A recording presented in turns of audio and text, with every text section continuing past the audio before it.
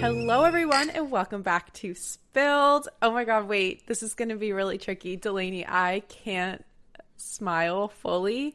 You guys, I got some fillings at the dentist today because I'm a naughty gal, and they had to numb like half of my face. Gal. A bad gal.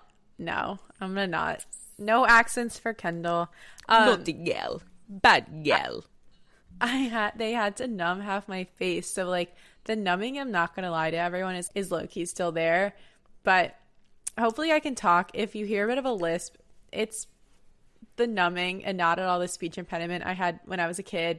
But also, if you're watching this video and you're like, Kendall's right side of her face is looking a little lazy. Yep, you got it right. It is very numb. Smiling feels super bizarre right now, so I feel like I'm gonna laugh and cover my face this whole time because it like that side of the face doesn't really move as much. Anywho, you guys do not listen to this podcast to hear me talk about myself. So without further ado, welcome to our 10th official, not including the bonus episode, 10th official podcast episode. You guys, we have hit over 30,000 downloads. We're at over 6,200 subscribers / followers of the actual podcast. Thank you so much. We are so excited to have a kick-ass 10th episode for you guys. And as always, we're your hosts, Kendall and Delaney. And guys, don't forget that I refresh our subscriber data every single day. So if you haven't already followed, please follow along so I can get a little burst of excitement tomorrow morning. Yeah, Kay is right. Guys, you definitely don't want to miss any of our episodes, especially not today's episode because we're talking about an icon. Okay, what's new? Okay, we're at Spilled. You guys know the drill by now. We're going to be spying on the life, little precursor, of Mata Hari. Okay, the exotic dancer / double agent spy. Hello. Whoa. Didn't even know that was possible. But Miss Girl did it, okay? She did it all. And she didn't just play both sides of the stage, y'all. She played both sides of World War I. I cannot wait to learn more about this. Yeah, dude, this Gilded Age baddie genuinely played some of the quote-unquote smartest men of the war. Bitch, how smart could you be if you gave all your secrets to the beautiful exotic dancer? That's all I'm gonna say. This just has to be like a tale as old as time. Like, I'm so excited to just listen to men getting swindled by hot women, basically. A tale as old as time itself. Let's be real. The OG Hustlers with Jennifer Lopez. No, that's actually one of the references that comes up. Like, when you look up Mata Hari in like media, one of like the main depictions is Hustlers. So you're on the right page for sure. Well, you guys know how we like to start these things. Delaney, will you give us our context, set the scene for us? Where are we? What are we talking about? What's happening in the world? All the juicy stuff that makes the actual story even more interesting.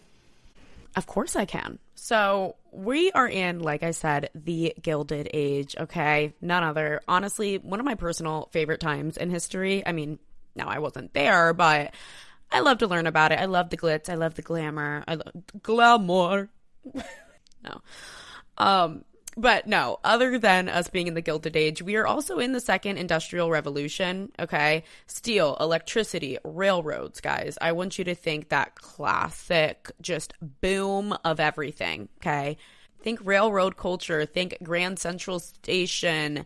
And my second favorite part of this, guys, I don't think many people know. Like, Kendall, did you know that at the same time that the Gilded Age is going on, okay, we also have the Wild West? If we're talking U.S., like we have the Wild Wild West, and we also have the Gilded Age. They're so different, but also like equally like dramatized. And like, actually, speaking of dramas, has Mom been telling you to watch Gilded Age on Netflix? Or maybe it's Kendall, Apple TV. Shut up. I literally have that written down as one of the things to ask you. Like, has mom been on you about watching Gilded Age? Yes. She tells me every time I talk to her. I did start it. I don't know if I like understand her fever for it, but it's good. It's just like, it's no Bridgerton, but it's good. I'm excited to start it. I am still finishing Vampire Diaries. Like, it's November, baby. You got to move on. I know. I really do. Yeah, I'm a little behind, but we're almost there. I'm not going to have any spoilers, but let's just say, guys, we're nearing the end. Gilded Age is good because I live in New York City and I really want to like now go uptown and see all those mansions. Like, I really want to go. I mean, most of them have been turned into like not single family homes, but I really want to go up and like look and pretend and wear like, you know, costume. How do we get invited to one of those balls or galas? If anyone here listening has some connections, you just hit me up. Besides us getting an invite to a luxurious Gilded Age themed party, we're also in World War I, okay? And that's a very large focal point of today's episode. So, guys, like I said, we've got that era, okay, of glitz, of glam, of Wild West cowboys. We've got the railroads. We've got steel. We've finally got electricity. And then we got the war. So, if you watch Downton Abbey, just follow that plot, okay? Kind of understanding that little progression of how things go. And with all that said, in 1876...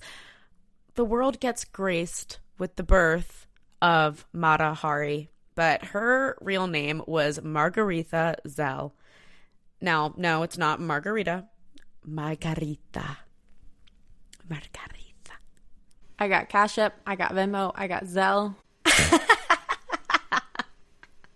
Zell me. Hey. Now, Margaretha Zell claimed to actually be born in an Indian temple. So some sources that you look up will say that. Will say she was born in an Indian temple. In reality, you know, guys, this is Build, okay? We dig deeper, okay? We go to the real juicy sources. And if you go to our socials, you guys will also see the fact that, like, we found a full-on, like, her case file, okay? Like, literally images of a classified case file for her life. So, again, girl, we don't use Wikipedia in this house. No, we do not. Okay, not to shade our competitors, but we get the real facts here. It's spelled. What can we say? That's a crazy pull. We only speak the truth here. And the truth of her birthplace was the Netherlands, okay, 1876. She is then raised in a Dutch town in... I can't pronounce these. In Leeuwarden. No phonetic spelling for this one. And there's two E's, and I don't know if I really, Leeuwarden. She's raised in the Dutch town of Leeuwarden. Now, in this Dutch town of Leeuwarden, she grew up in a very luxurious part of it, very luxurious area. So, again, some of this is, like, disputed, I guess you could say, between historians. But again, we found the real facts. We found them birth certificates, girl, okay? And she had 3 brothers and lived with her parents. Her father, like we said, in a very wealthy area, but her father, somewhere along the line, he makes him go broke. Okay, that's when our sources get a little bit finicky, but he is declared bankrupt and he goes to live with his brother in Den Haag. And Margaretha is about 12 years old at this time. She stays with her siblings, stays with her mother. And at this point, again, dad goes bankrupt. Mom is like, honey, it's the late 1880s. Okay? If you can't provide for your family, I'm going to legally separate from your ways. And that's what she did. So her parents legally separate. Again, she's around age 12 at this point in time. And at 14, she leaves to go to school. And around this, her mom was around 49 years old at this point in time when she reaches the age of 14. And her mom passes away very shortly before she leaves to go to school. So again, there's just like a lot of turmoil going on in her in the beginning of her life, not financially originally. Like, she grew up in a very luxurious area. That all goes very south very quickly. Her dad goes bankrupt. Her parents separate. Her mom passes away. We're all kind of proud of her at this point in time. Like, my girl's in college. She's getting her education. And I don't know, there's a little rumor she has an affair with the principal. I don't even know how else to say it. Okay, Margaretha, baby, she's a baddie. She's a baddie. What can we say? She's a baddie. But she's still like 14 or so at this time? She's probably 15 at this time. So it's like after a year of there, she's about 15, 16 years old. Oh my God. rumored to have. And it wasn't like, oh, she had sex with the principal. It was like, oh, she had an affair.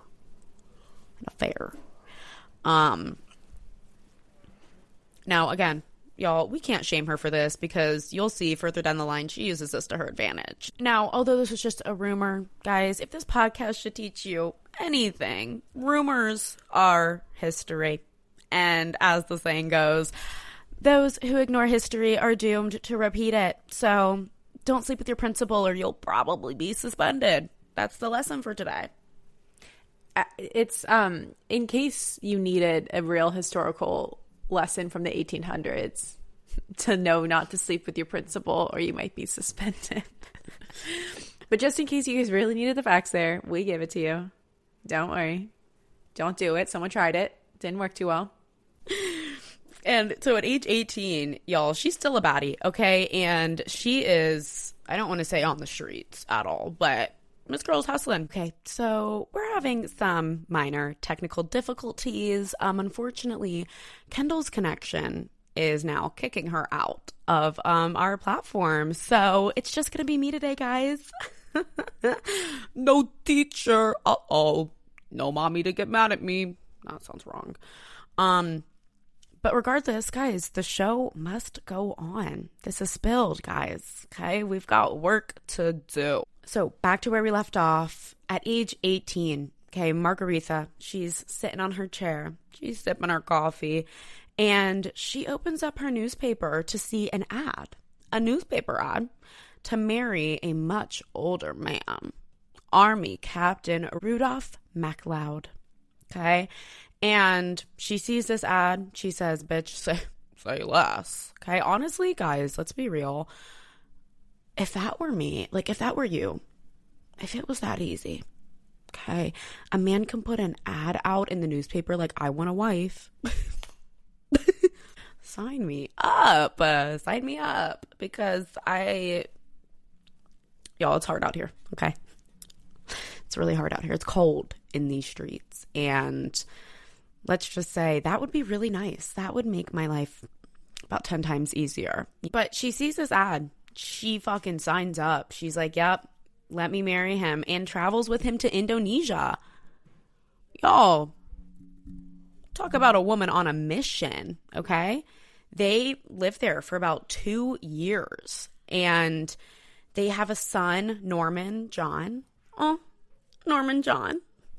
And after, again, about 2 years, they have their son. They leave for the Dutch Indies, okay? And remember, she's with a military man. They're on the move, 2 years, 4 years, classic time.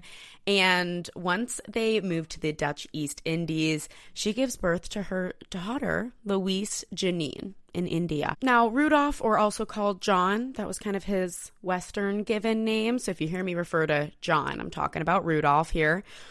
He was a man in the newspaper. I feel like clearly that meant some criteria was missed. And he is a raging alcoholic. Okay, raging alcoholic with a temper. Yikes. Kind of, those two typically go hand in hand. Furthermore, this man is constantly in debt. So this is sounding a lot to me like, I don't know, Mark Anthony, first episode. It's sounding like, shit, a lot of men from the past. Not to dog on y'all, but alcoholic, temper, constantly in debt. Okay. And from the outside, it really looks like their marriage is heavily subject at this time to infidelity and domestic violence. So these are typically things we don't have records for. No matter how deep we search for them, we typically can't find any record. But I personally always choose to believe the words of people in the past, rumors or not. They were real people, real opinions, and real lives. So we can assume at this point in time, guys, her life has really not been easy. She has that turmoil in the beginning of her life. She starts to pick up her life. She takes it into her own hands and marries this man who, with hopes and dreams of this securing her future. And this man turns out to be a alcoholic in debt who was most likely subjecting her to domestic violence. And her kind of escape was her kind of escape for this was her social life. So she was a socialite. She loved the drama, y'all. She's not on the stage yet, but she loved just being in that atmosphere. Again, we're in the Gilded Age, so you can imagine how complex but like intense the social scene was. And her husband was a high-ranking officer, and so she really did have that high kind of social status to be able to just get the hell out of her home, go socialize, and kind of just escape a little bit from the life she was living. So this rough kind of marriage goes on for a minute. John ends up retiring, and he makes the decision, obviously, that they're going to move to a isolated village. Isolated village, y'all. Obviously, Margaretha is not going to like this, guys. She's a socialite. She, again, like, if we can look deeper into her life, you could see, like, this does not make sense for her. Like, what? Girl, an isolated island? What? So you can drink more, be more dead, and beat me? Really? Like, that's what you want to do? No, bitch, no, okay? And at the same time that he's making these decisions for her, which you can tell in her life, she's not a woman that's going to stand for that. He's publicly belittling her. He's calling her stupid, calling her superficial. And we have records of these things. And again, for a woman who has respect for herself, respect for her children, respect for her reputation. And within this time period, we obviously know divorce was not easy, especially if a woman is trying to divorce her husband. But at this point, like, again, she is a strong ass woman, and she's not going to stand for that. Sadly, though, more hardship seems to follow in her life, because in the summer of 1899, her children get sick. So her son, Norman, he's about 2.5 years old at this time, dies. And there are a lot of different theories of how and why he died. It's more likely, they say, that he died for a treatment for syphilis. John, his father, Rudolph, passed this on to Margaretha. So, you know, later on when you hear of her being an exotic dancer, many love to point the finger to her. Wrong-o, it was her husband. And he passed it on to Margaretha, who passes it on to her children through birth. And so they go through this syphilis treatment of mercury, toxic mercury. Okay, that was very custom at the time. They didn't know that that was probably gonna kill them. So that is one of the main kind of backed theories for her son's death. Nani, who's the nickname for her daughter, barely survives this, but she does. And I just want to add, y'all, Nani, like, that's on my baby list. Like, Nani, that is going on my baby name list. Okay, I love that name. I think that's absolutely adorable. But guys, she loses, so like her husband's beating her. She's being belittled. She's getting moved to an isolated island, and then her son dies. Like, that is really not an easy life. And again, for an independent, strong woman, she's really not going to deal with that. And they go to this isolated island for a few years. And in 1902, they end up returning back to the Netherlands. They end up returning back to the Netherlands where Margaretha was born. And she says, enough is enough. Like, I'm done with this. I have followed your ass around. I've had your children. I've lost my children. I'm done. And they get divorced. And she knew what this would do to her because it left her in poverty. She ends up losing custody of her daughter.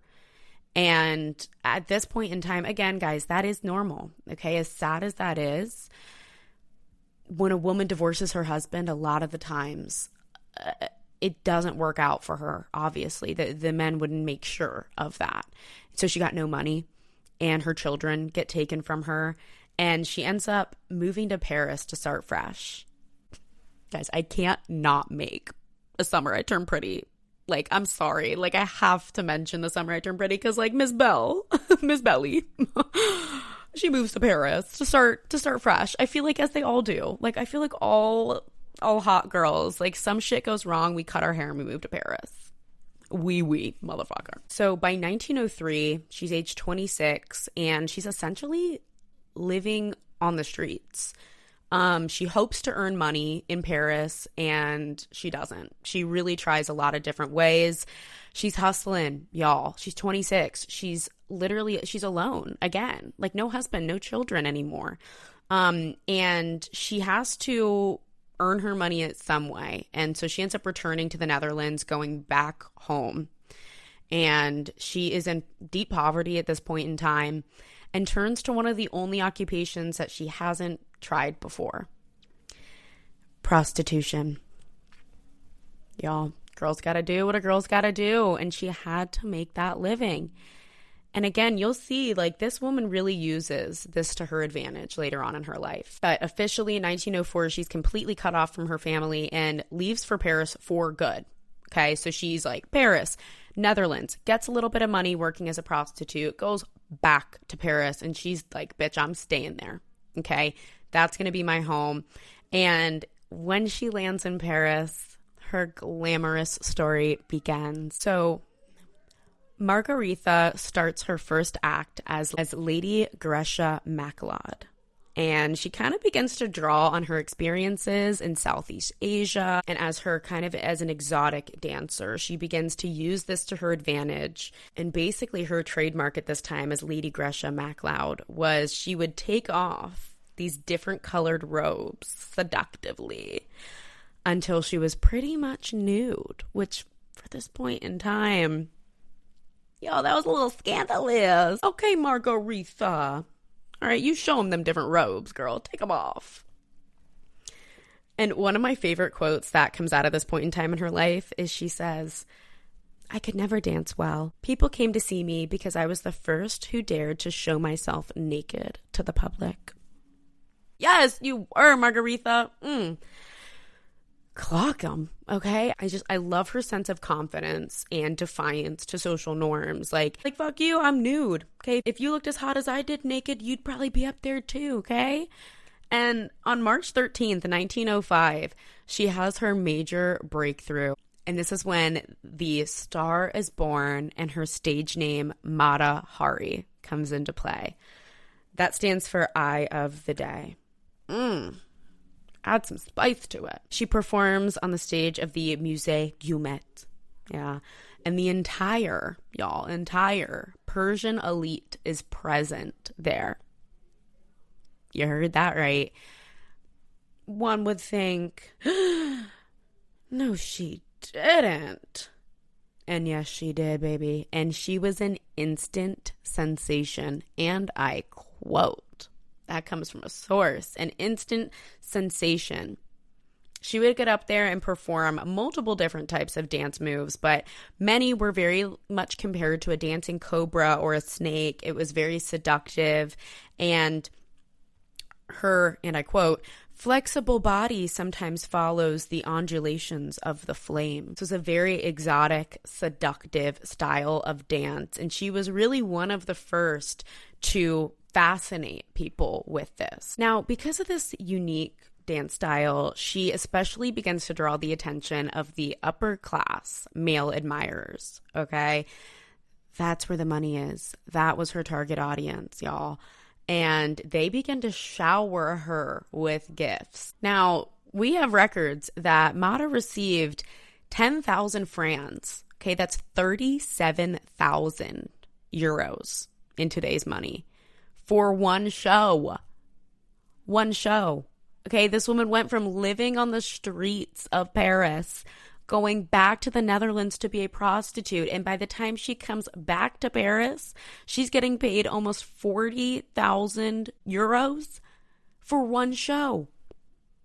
She becomes so large that her name is then used for cigarettes, for liqueurs, and for so many other products. And by 1907, she's basically a short-lived millionaire, and she is loving that money, okay? Loving to rub that in her ex-husband's face.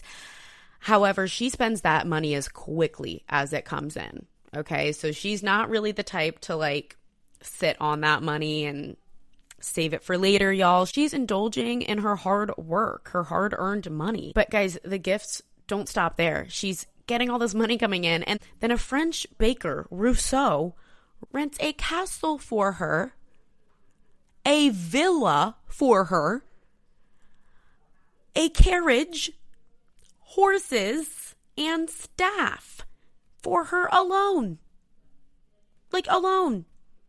Like, guys, if anybody has the power to change a man's mind, it's Miss Mata Hari, because A castle, a villa, a carriage, horses, and staff. Fuck. Like, does it get any better than that?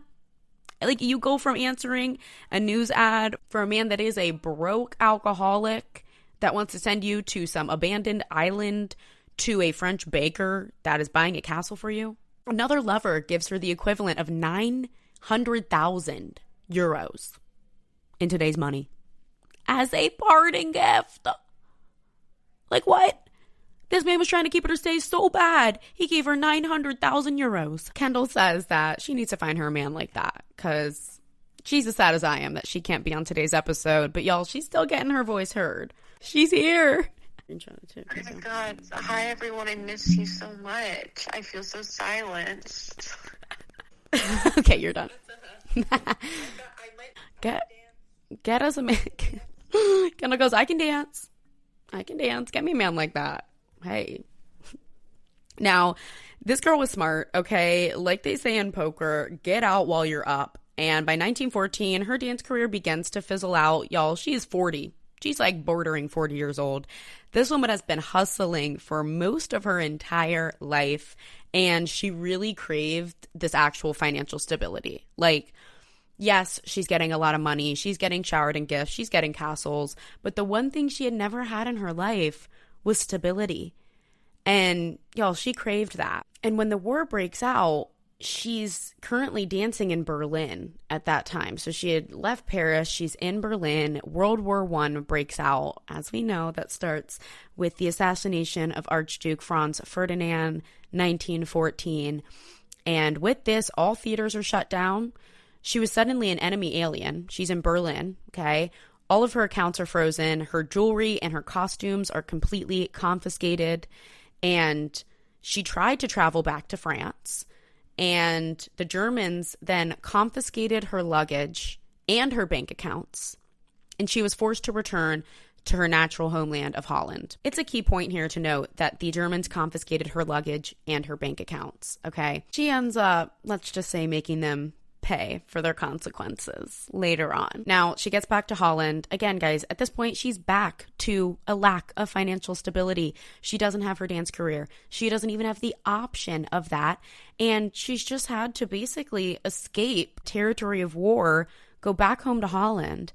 And in classic Mata Hari fashion, she finds a wealthy Dutch baron. As quick as that, y'all. And she resumes this affair that she had had with him earlier on in her life. And it's at this time she's within an affair. She's not married to this man, but he's providing for her. He's wealthy. He's giving her some security, but not enough for her to trust that she'll be okay on her own. And it's at this time that she is approached by Karl Kromer. Now, Karl Kromer was an honorary German consul living in Amsterdam, and he offers her 20,000 francs to spy for the Germans. 20,000 francs? To what, spy? Bitch, that's all you want me to do? Ugh. Put the money in the bag. Okay, let's move on. Listen, she wasn't chosen randomly, all right? This German consul and the German government knew that she had these very intimate, very close relationships with high-ranking officials and nobility, y'all. She wasn't this prostitute in the Netherlands. She was Miss Mata Hari, all right? She was with the best of the best, getting fucking castles and all. And so she agrees. She takes the 20,000 francs. And she later on actually says, going back to this whole luggage confiscation story, she only accepted the money as payback for the clothes and the jewelry that the Germans had stolen for her. So, y'all, she played the game. She became so important and so vital to them with the information she was gaining that they even gave her a German code name, H21. 21. I like it. You know, she's a real spy. And let me just say, guys, she's a real fucking spy. If you go to the spy museums, you'll find her exhibit. You'll find her corset. And she's almost too good of a spy. But they were smart and they were vigilant during the war. And the British and French officials began to be suspicious of her movements. She was a big name, guys. She was in newspapers. She was very well known. It wasn't like she was some secret exotic dancer. Okay, she had a reputation. And they knew that she was right at the outbreak of the war in Germany. having relationships with military officers and with politicians. So, and suddenly she bolts off.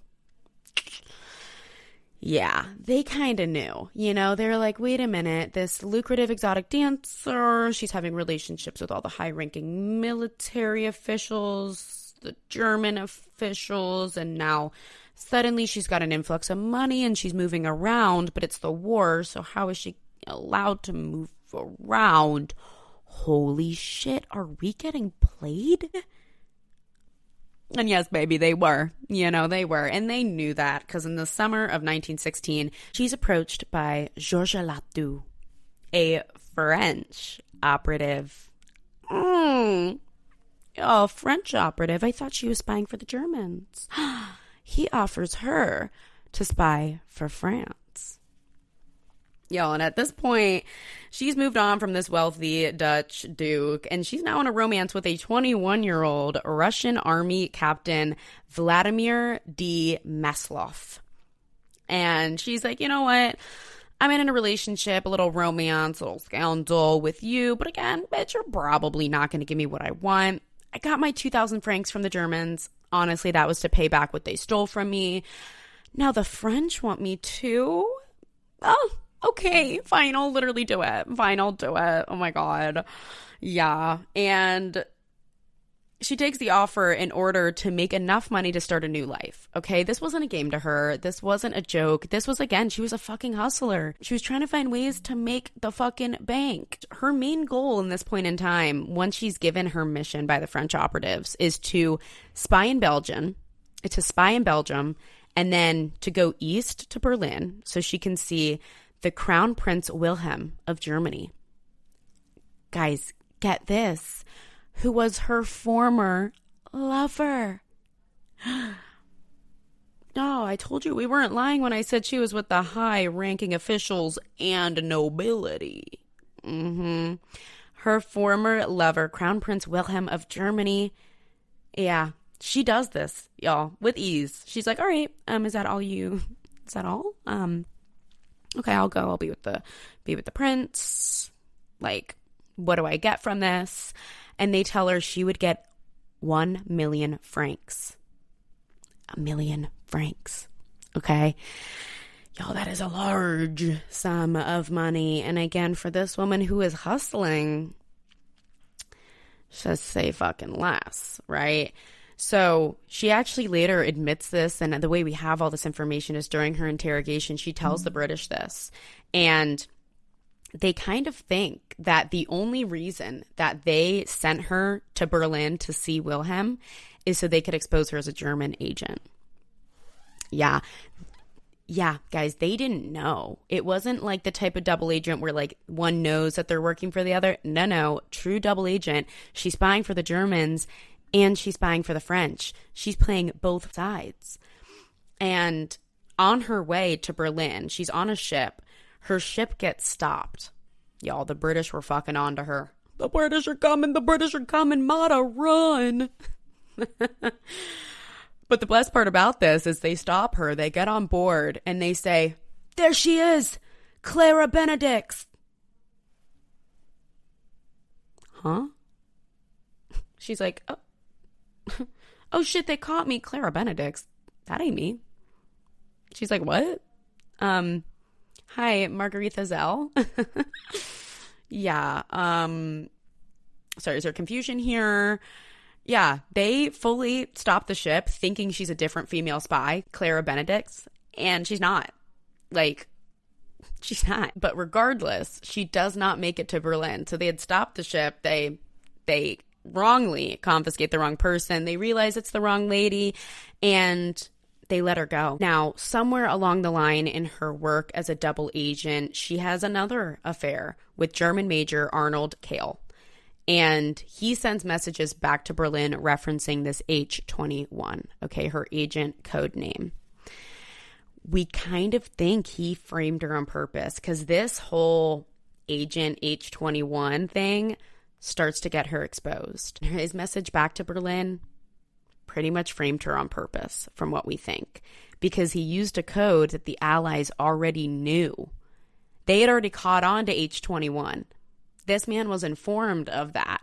He could have used a different code name, could have made some shit up. But no, he refers to the one agent that they've had an eye on. They've been waiting to hear that code name.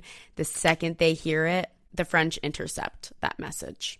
And in 1917, they charge her with espionage. She's pretty much given away. She's fucked over, okay, by this guy she's having an affair with. Really? Really, dude? Like, you got a woman that people bought fucking castles for, and you're gonna, wow. No, that's fine. No, that's actually fine. That's totally fine. Because regardless, the French government was under intense pressure to find spies, okay? They arrested over 500 people at this point in time looking for spies. They knew Germany had employed a lot of spies, as had they, right? But they're thinking like, okay, wait, she's our spy. Holy shit. We had this code name. The code name we gave her, and they're using it. Oh my God. She played us all. And they needed a win, okay? That is a big portion of this case. We have a massive debate that really pushes to say that the only reason that the French interrogated her and looked into everything and framed her as the spy is so they could have some win, so they could have some backing to say, hey, look, we caught a spy. Sacre bleu. We got one. Yes, we did it. Hooray. And they would eventually execute. In this point in time, they arrest over 500 people and they execute 300 of them for espionage. Yeah. They needed something. You can tell they were desperate, and they needed to show some form of strength and say, hey, look, we got your spies, all 300 of them. Yeah. But back to Mata Hari, she's interrogated 17 times. And in each of these 17 interrogations, she declares her innocence. Some quotes from these interrogations, she says, a courtesan, I admit. A spy, never. She claims, I never considered myself a German agent with a number because I never did anything for them. In July of 1917, her espionage trial begins, and the prosecution blames her for thousands of Allied deaths. And they said that since she had all of these multiple affairs, she must have been gathering information. Dare a woman have multiple love interests? Like, what? Again, I think that these men were just mad that they couldn't get her too. Be real. One of the prosecutors, Andre Mornay, says, the evil that this woman has done is unbelievable. This is perhaps the greatest woman spy of the century. And we got to give it to her. I mean, he wasn't lying. He wasn't lying. But neither was she. She's found guilty within less than an hour of this trial. And at the end of it, she's sentenced to death. It's that quick. They gave her no chance. They didn't listen to a fucking word she said. All it took is for one man to call her evil, call her the greatest woman spy of the century. And she's lined up on a field in the outskirts of Paris on October 15th, 1917. She's lined in front of a firing squad of 12 French soldiers. Now, I think one of the most iconic parts of her story is her continued refusal of weakness. She declared herself innocent. She told her truth. She did what she had to fucking do. And when the moment comes and they offer her her blindfold so she doesn't have to watch these 12 French soldiers execute her, she looks at them, refuses the blindfold, and blows a kiss to the troops. Now, we know this because we have witnesses for this. There were two nuns there, Sister Leonide and Sister Marie. Her defense lawyer was there, and her former lover in her defense, one of the many, Édouard Clunet, and also Pierre Buchanan. Now, I don't want to go into details because this is the death of an icon. But again, she claims her innocence to the very end.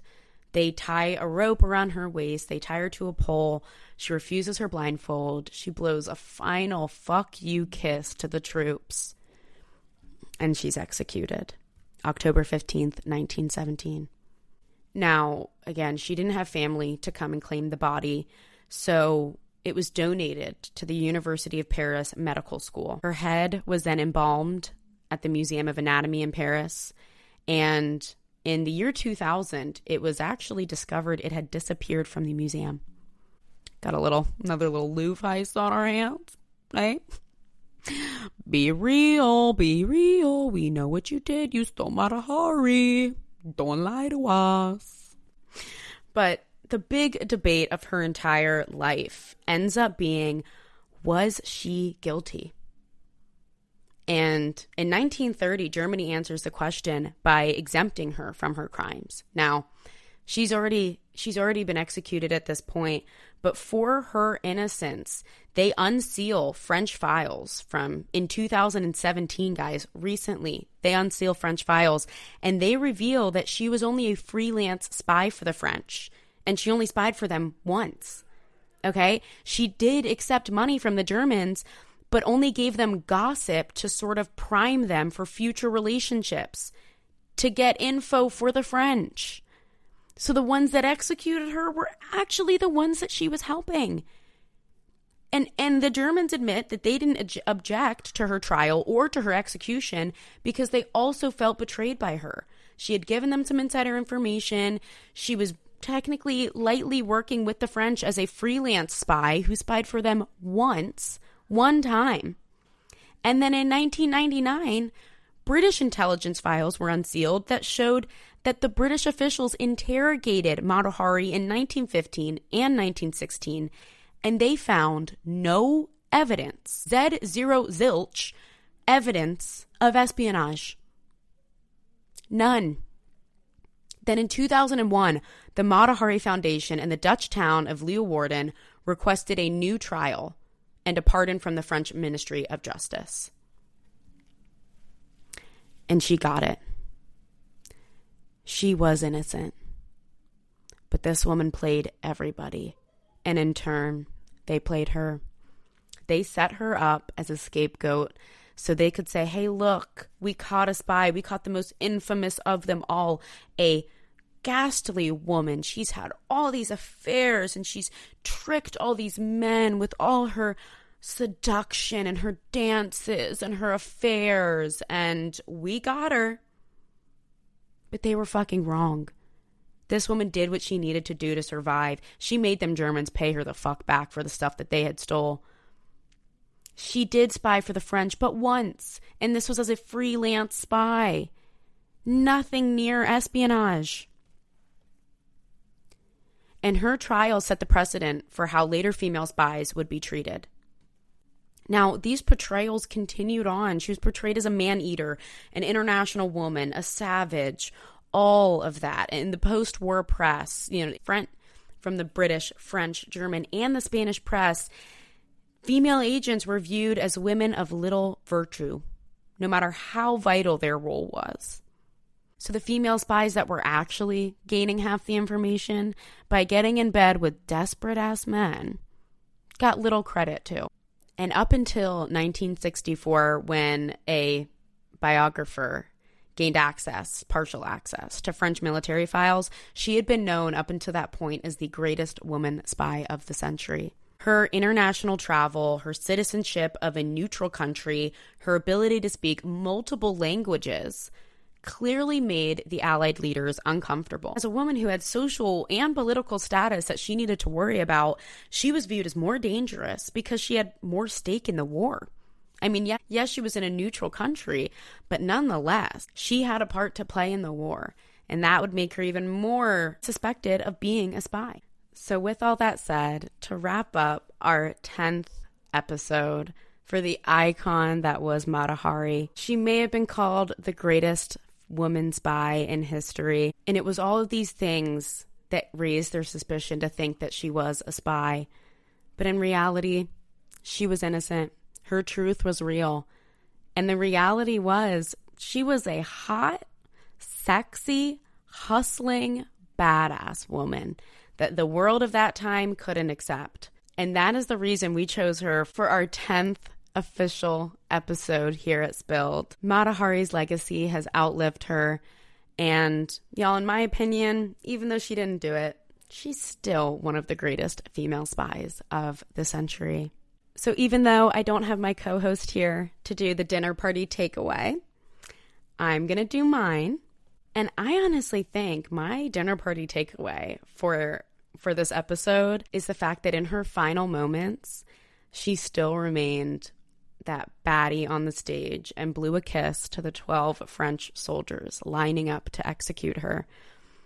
Even though it's a sad ending, I still feel like she really went out with a bang, no pun intended, and stayed true to her identity and her innocence, to which they later revealed was true. So tonight, we raise a glass to Mata Hari and to the 10th episode of Spilled. Thank you guys for listening to today's episode. Per usual, we post every other Tuesday, and we will see you then. Bye. Thank you so much for listening. Spilled is produced with the help of our team, Rachel Stout, Jacob Regner, and Soraya Fofana.